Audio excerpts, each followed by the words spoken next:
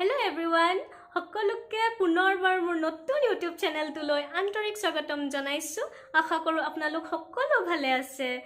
আজি মোৰ থাম্বনেইলটো চাই আপোনালোকে গম পাইছেই চাগে কিহৰ ওপৰত ব্লগটো আজি দিয়া হৈছে। সঁচাকৈ মই আজি বহুত বেছি হ্যাপি হয় কাৰণ মোৰ হাতত আহি পৰিছে LMVৰ লাইসেন্স। মোক বহুত বেছি ভাল লাগিছে আৰু এই দিনটোৰ কাৰণে মই বহুত দিনৰ পৰা ওয়েট কৰি আছিলো।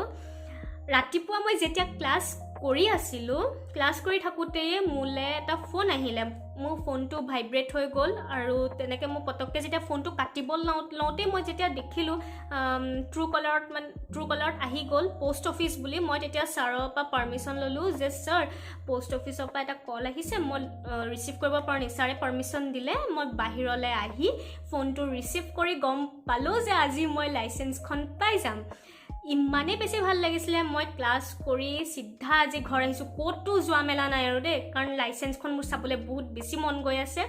তাৰপাছতে মই ভাবিলোঁ যে মই লাইচেন্সখন যিহেতুকে আজি পালোঁ, ইমান মোৰ মনটো ভাল লাগি আছে, আপোনালোকৰ মাজতো মই লৈ আনো আৰু মোৰ এক্সপিৰিয়েঞ্চটো লাইচেন্স পোৱালৈকে মোৰ যোনখিনি এক্সপিৰিয়েঞ্চ আছিলে বা কি ভুল হৈছিলে মোৰ বা কিমান পইচা খৰচ হৈছিলে, কেনেকৈ ক'ত গৈ কি কৰিছিলোঁ আপোনালোকৰ আগত শ্বেয়াৰ কৰোঁ। এখন মই 2018ত পাইছিলোঁ। 2017ত মই লাৰ্ণাৰ লাইচেন্সৰ কাৰণে এপ্লাই কৰিছিলোঁ আৰু এপ্লাই কৰাৰ পাছতে কম্পিউটাৰাইজড টেষ্ট হ'ল।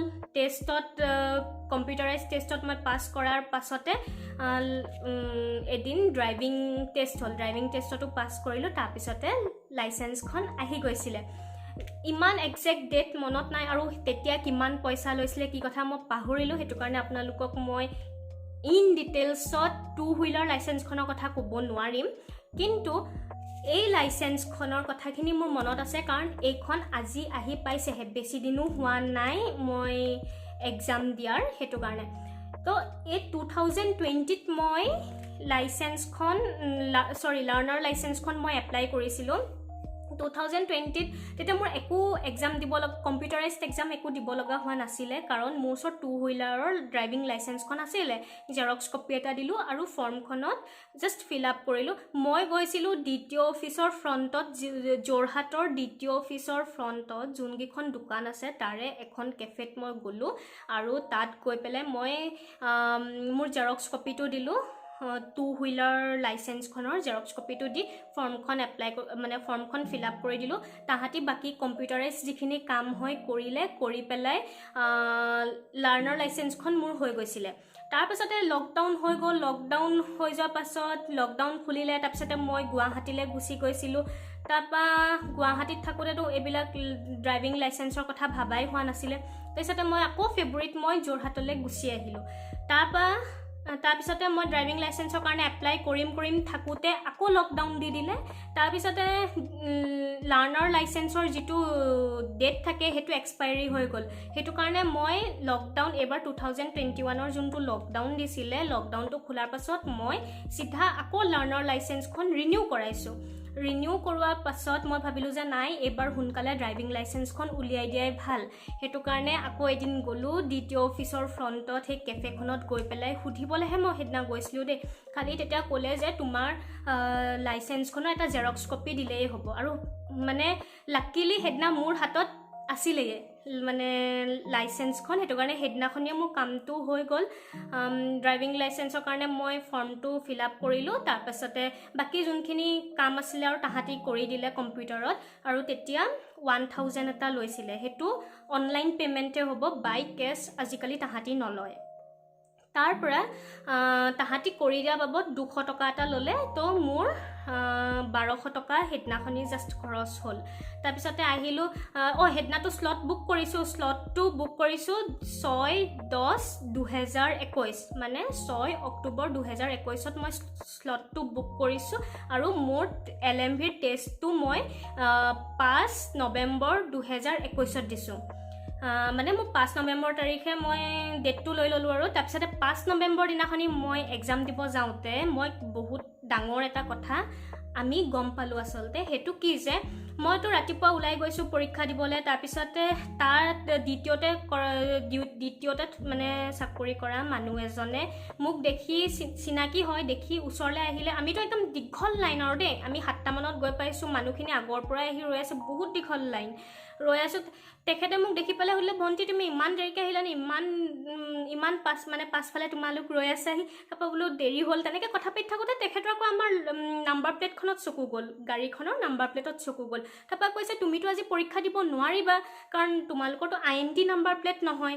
আমিতো সেইটো কথা একদম নাজানিছিলোঁ। তাৰপিছতে ক'লোঁ যে কিবা এতিয়া কি কৰিব পাৰি, কাৰণ আজিতো মোৰ পৰীক্ষাৰ ডেট হয়, আকৌ মানে পিছলৈ আৰু সেইটো মানে লৈ গৈ থাকিব বিচৰা নাই, আজিয়ে মানে পৰীক্ষাটো দি লাইচেঞ্চখন পালে ভাল হয়। তাৰপিছতে দেউতাই গৈ পেলাই ভিতৰত মানে য'ত পৰীক্ষাৰ হেৰিবোৰ হৈ আছে মানে ড্ৰাইভিং টেষ্টৰ, তাৰ মানুহখিনিক সুধিলেগৈ, তাতো ক'লে যে নাই আমিতো তেনেকৈ পাৰ্মিশ্যন কেতিয়াও নিদিওঁ, আপোনালোকে বেলেগ কাৰোবাক যদি কৈ ইয়াত ইমানখিনি গাড়ী আছে, বেলেগ এখন গাড়ীত মানুহ যদি কৈ পেলাই গাড়ীখন ল'ব পাৰে তেতিয়াহ'লে হৈ যাব, মানে গাড়ী হ'লেই হ'ল, কিন্তু IND নাম্বাৰ প্লেট হ'ব লাগিব।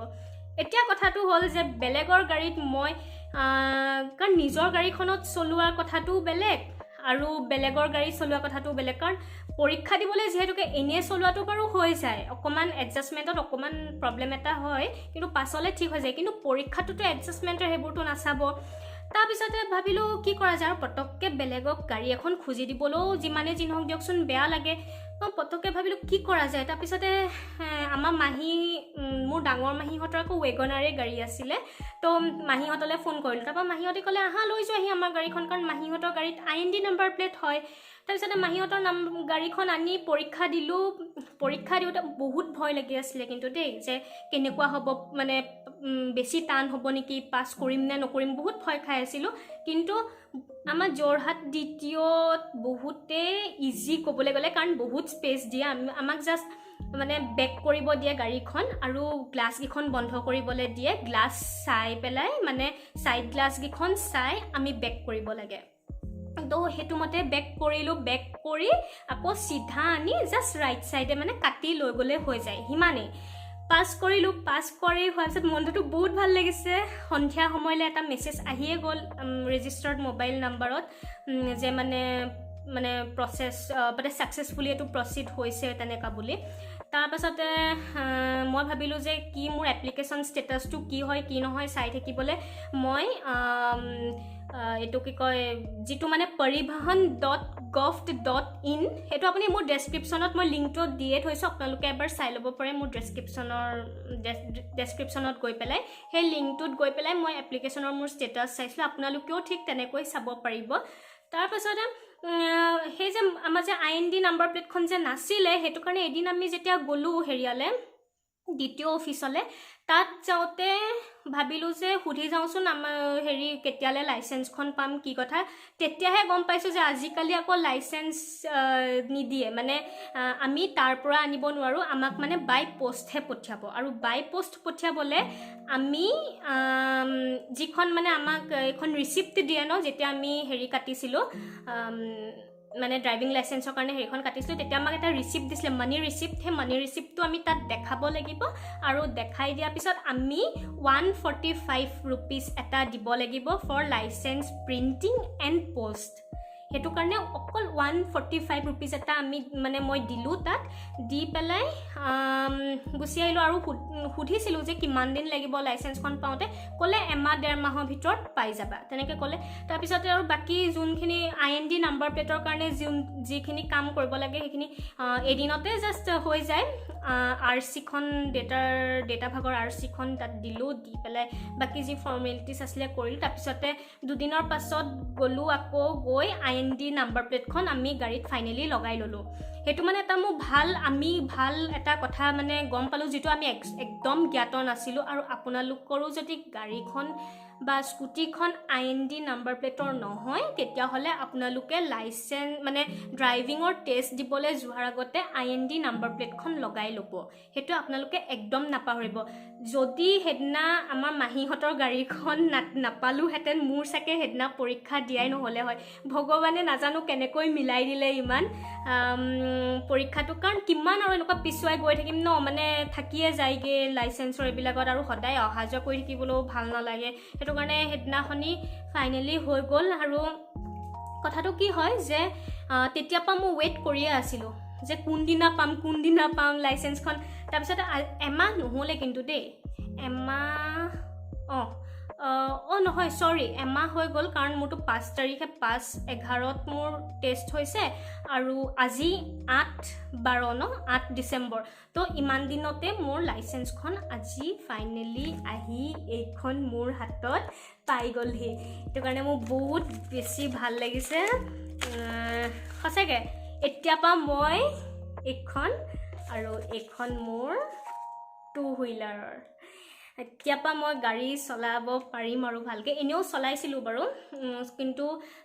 লাৰ্ণাৰ লাইসেন্সখন থাকিলেও কি হয় লাইসেন্স থকা মানুহ এজন লগত যাব লাগে যিহেতু সেইটো কাৰণে ডেটা ঘূৰি ফুৰিব লগা হৈছিলে কিন্তু যেতিয়া পা মই লাইসেন্সখনৰ মানে মই মেছেজ পাই গ'লোঁ যে মোৰ লাইসেন্স নাম্বাৰটো যেতিয়া পা পাই গ'লোঁ তেতিয়া কিন্তু মই গাড়ীখন নিছিলোঁ কাৰণ লাইসেন্স নাম্বাৰটো যিহেতু আছিলে সেইটো কাৰণে মোৰ গাড়ীখন লৈ গৈছিলোঁ বাৰু এতিয়াতো আৰু চিন্তাই নাই কাৰণ এতিয়া আৰচিও আছে আৰচিখনটো আগৰ পৰা আছিলেই বাৰু তাৰপিছতে এতিয়া এইখন লাইসেন্সো হাতত আহি পাই গ'লোঁ তাৰপিছতে অন্য যোনখিনি গাড়ীৰ হেৰি থাকিব লাগে সেইখিনি আছে সেইটো কাৰণে এতিয়া নিশ্চিন্ত মনে যেনিবা মই গাড়ী চলাব পাৰিম বহুত বেছি ভাল লাগিছে মনটো বাৰু এইখিনি কথাই ক'লোঁ মোৰ ডেছক্ৰিপশ্যন তাত মই লিংকটোও দি দিছোঁ আপোনালোকে তাত গৈও চাব পাৰিব আৰু মই যিটো IND নাম্বাৰ প্লেটৰ কথা ক'লোঁ আপোনালোকে মনত ৰাখিব আৰু যদি আপোনালোকে অনলাইন লাইসেন্স এপ্লাই কৰিব টান পায় DTO অফিচৰ ফ্ৰণ্টৰ নেট কেফেখনত যাব